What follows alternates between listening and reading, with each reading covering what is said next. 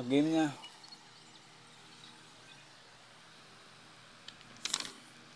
Ah.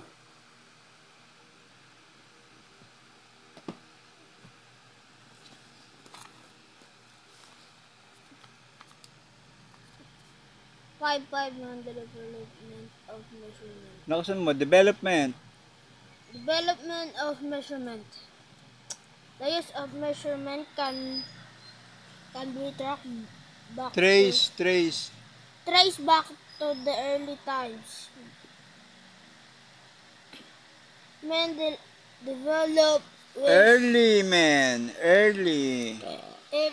developed ways of measuring things, things. no matter how Crude. crude because they found it necessary is building their Hindi siya is. In building their dwellings. And in making weapons. one of The first recorded units of measurement measurement is is the the cubit. cubit. It was believed that Noah Noah used this unit in building his ark.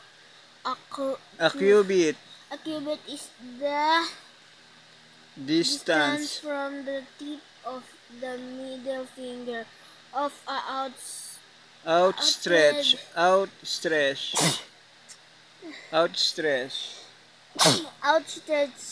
hand to and to the the distance distance from the tip of the middle. no Sige. point of the elbow.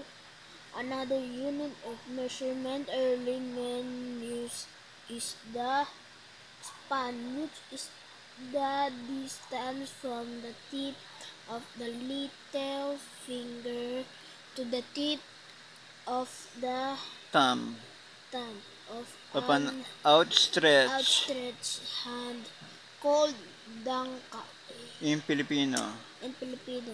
A palm is the distance across the base of the four fingers that form our palm. A digit is the thickness of width of the middle part of our middle finger. It was said the thickness or that the